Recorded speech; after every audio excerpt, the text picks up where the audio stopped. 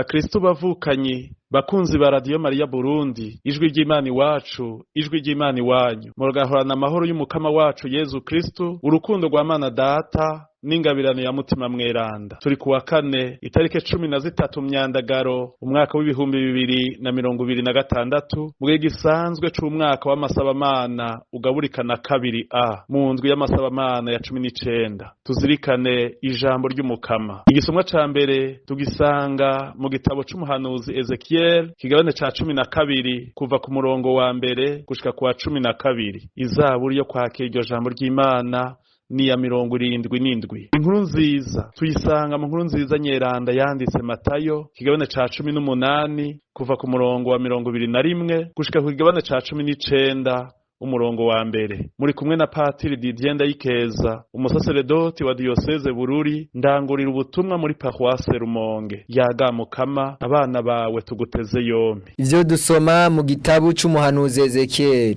Ngira ijambo Mukama yambwiye: mwana w'umuntu, uba hagati y'ubwoko bw'ibigaba. Bafise amaso yo kubona ntibabone, bafise amatwi yo kumva ntibumve, kuko ari ubwoko bw'ibigaba. None rero we mwana w'umuntu, tekera utwawe nk'uri mu gutwagwa kw'imbohe, uheze ujonjore ku murango bose babona. Uvi wawe ugende mu kindi gisagara, kumbure bazohava bategere yuko bari ubwoko bw'ibigaba. Uzosora ibintu vyawe ku murango bose babona, ubitekeye nk'ibijonjoranwa. Hanyuma ku mugoroba naho uzosohoka bose babona, nk'uko abatwawe kw'imbohe bahora bagenda. Uzotobora ikinogo mu ruzitiro, wacana ibintu vyawe bose babona, kandi uzobishira ku rutugu bose babona. Wambuke mu mwijima, amaso atwikiriye, kugira ngo woye kubona igihugu. Nkako ivyo ngushinze gukora nibibera akarorero umuryango wa Isirayeli. Nanje rero ca ndabikora nk'uko nabitegerejwe. Ibintu vyanje ndabitekera nk'ibijonjoranwa, ndabisora izuba ryaka. Ku mugoroba naho ibintu vyanje ndabitekera nk'ibijonjoranwa, ndabisora izuba ryaka. Ku mugoroba naho ndiyimbira ikinogo mu ruzitiro, ndahaca umwijima umaze gukwira. Ndaheza ndabishira ku rutugu bose babona. Naho bukeye mu gitondo umukama mbwira iri jambo ngo: mwana w'umuntu, mbese abari mu muryango wa Isirayeli bwa bwoko bw'ibigaba ntibakubajije bati ivyo ukora nibiki? Uheze ubishura uti ngirira ivumerewe n'umukama Imana. Izi mburizi ziburira Yerusalemu n'abayibamwo uti jewe mbabereye akarorero, ico nagize muzokigirirwa namwe umunsi muzotwagwa kw'imbohe mu ntara ya kure. Umutwara ari muri mwebwe azokwikorera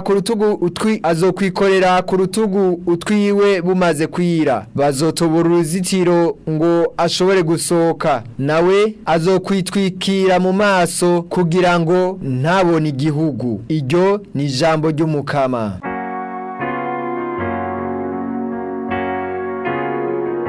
Nimwibagire na rimwe ivyiza vy'agatangaza umukama yabagiriye. Nimwibagire na rimwe ivyiza vy'agatangaza umukama yabagiriye.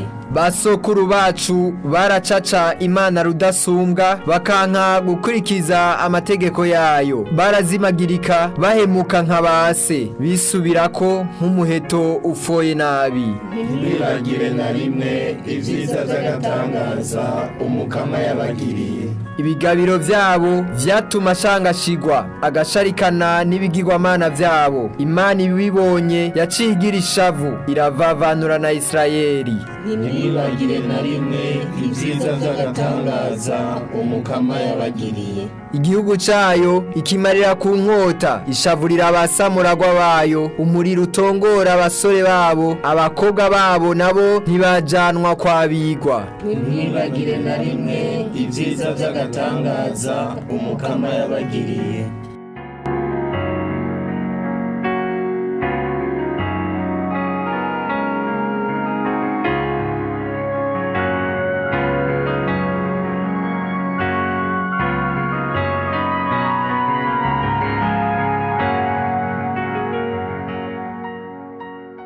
Ivyo dusoma mu Njiri ntagatifu yanditse Matayo. Muri irya minsi Petero aregera Yezu amubaza ati, Mukama, mugenzanje ancumuyeko nzomurekurira kangahe? Gushika kundwi. Yezu nawe ati, sinkubwiye gushika kundwi, ariko kugeza kuri 70 kundwi. Nico gituma ubwami bw'Imana busa n'umwami yagomba kwishuza abasuku biwe, ngo abe agitangura bamuzanira uwaramuheraniye amatarenta 10,000. Nyamusuku ngo aburi ico yishura, shebuja ategeka ko bamucuruza we n'umugore n'abana be n'utwo atunze twose, abe yishuye rero ivyo aheranye. Nyamusuku yikubita imbere yiwe aramutakambira ati, Mukama, ntenyenyera nzokwishura ivyawe vyose. Shebuja rero biramutera ikigongwe, aramurekura amuhebeye n'umwenda yaramufitiye. Uno musuku ngo ave hano ahura n'umwe muri bagenzi be amufitiye amadenari 100.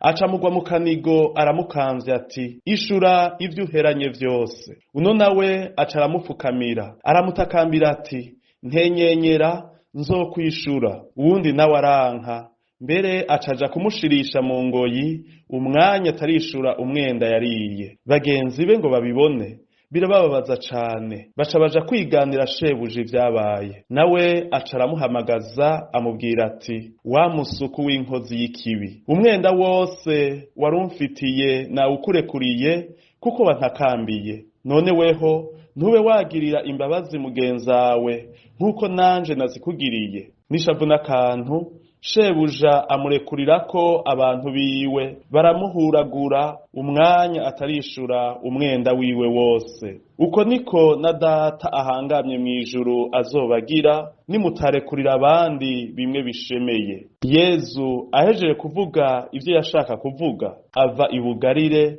aja mu gihugu c'Ubuyudeha hakurya ya Yorodani. Dushemeze inkuru nziza ya Kristo.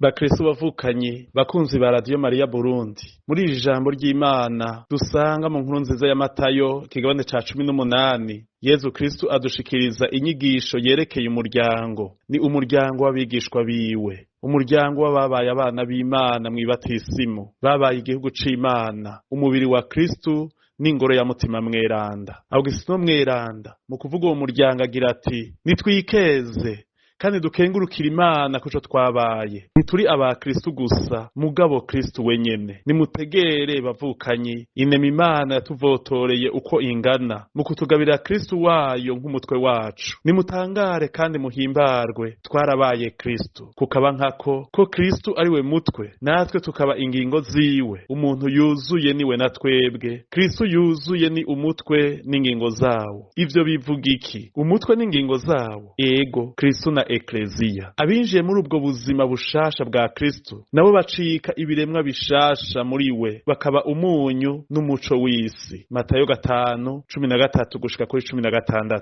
Bakubaka ubwami bw'Imana mu bisagara vyose vy'isi no mu miryango yose. Ubwami bw'urukundo, ukuri, ubutungane, umuvukano, akanyamuneza n'amahoro. Gutyo Eklezia mw'isi ni isakramento ry'urukiza, ikimenyetso n'uburyo bwo kunywana n'Imana no kunywanisha abantu bose. Eklezia rero ni umuryango umwe w'abana b'Imana bafise ukwemera kumwe, ubuzima bumwe mu masakramento, ukwizera kumwe n'urukundo rumwe. Eklezia ikura ubumwe bwayo mu bunywanyi bw'ubutatu bweranda, ubunywanyi butuma ababwinjiyemwo bacika igihugu kimwe mu bumwe bwa Mana Data, Mwana na Mutima Mweranda. Ikete Pawulo umweranda yandikiye Abanyaroma kigabane c'icumi umurongo wa 12. Iyo ngabirano y'ubumwe yakiriwe mu kwemera ituma umwe wese yiyugururira abandi. Gutyo hakavuka ekleziya yo nk'uko umweranda Toma w'Akwino abivuga ati ihuriro ry'aberanda. Ekleziya ni nyeranda kuko Yezu Kristo we mutwe wayo ari mweranda atigeze acafuzwa n'agatosi kose k'igicumuro, akaba ari we yuzuza mu mubiri wiwe ekleziya no mu ngingo zayo zose twebwe abana bayo ivyiza vyose abantu bakenera ngo babe beranda kandi bashikire urukiza. Ariko muri ekleziya turasangamwo abacumuzi, ariko abacumuzi bababariwe batumirirwa na ntaryo kwityorora muri yo no guhinduka vy'ukuri ngo babe ibiremwa bishasha muri Kristo. Niho nyene ubweranda Papa Francis agira ati muri ekleziya nyeranda ariko irimwo n'abacumuzi urashobora kuronka ivyo ukenera vyose ngo utere imbere mu nzira y'ubweranda. Muri ivyo rero harimwo ukurekuriranira vy'ukuri ibicumuro nk'uko Imana yaturekuriye muri Kristo. Ntako bavukanye muri iyi nkuru nziza Petero aserukira twese yashatse kumenya incuro yorekurira mugenzi we amucumuyeko. Yezu ati sinkubwiye gushika ku ndwi ariko kugeza kuri 70 ku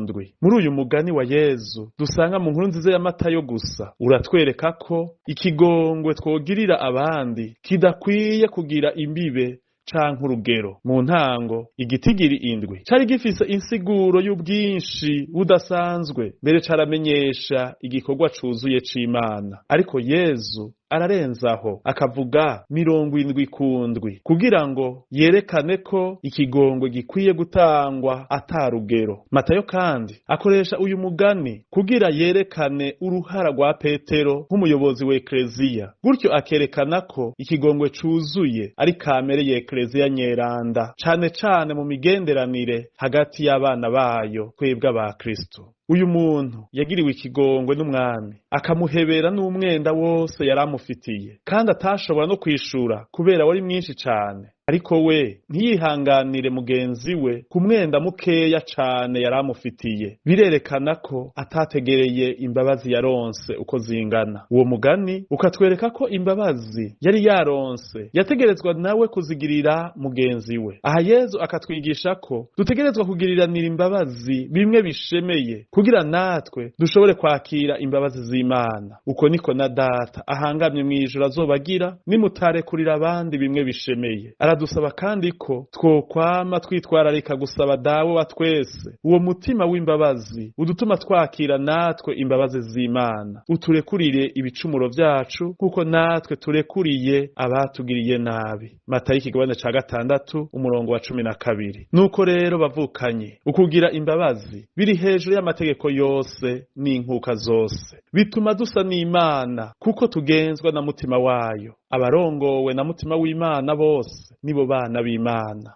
Ikete Pawulo yandikiye Abanyaroma ikigabane c'8 umurongo wa 14. Aha imbabazi umukama dusaba ntizisigura gufata ko ikibi twakorewe canke umwenda dufitiwe ataco bitwaye, ataco vyatugize. Ntibisigura ko tubanza gutahura neza icabitumye. Ntibisigura kandi ko uwadukoreye ikibi abanza kudusaba ikigongwe canke ngo tumureke agume adukorera ikibi canke akigirira abandi, ariko bisigura ko twemanga icaha twakorewe n'umubabaro caduteye, tugaheza tukitura umukiza wacu Yezu Kristo we yatwishuriye twese ivyaha vyacu ku musaraba wiwe, kandi akadusabira ikigongwe kwa Data ati dawe barekurire kuko batazi ico bakora. Inkuru nziza ya Luka kigabane ca 23 umurongo wa 34. Gutyo tukemera gusangira urugendo rwo gutanga imbabazi na Yezu, twibuka inzira y'umusaraba mu bubabare bwinshi yamushikanye Igorogota. Bavukanye ugutanga imbabazi bituma natwe dushobora kwakira imbabazi z'Imana, bituma tukira ishavu ryo mu rurazi n'ibibi vy'ihorihori birikomokako, bituma kandi tutaguma tuboheye abatugiriye nabi mu mutima wacu, maze tukaronka amahoro. Umutima w'imbabazi urangukira kandi mu mpuhwe n'urukundo rwihebera abandi nk'uko Yezu Kristu yadukunze akatwitangira ku musaraba ngo tugirirwe ikigongwe kandi tube bazima kubwiwe. Dusabe umukama rero bavukanyi umutima umukunda kandi ukunda abandi, tugiriranira impuhwe nk'uko nawe yazitugiriye. Amen.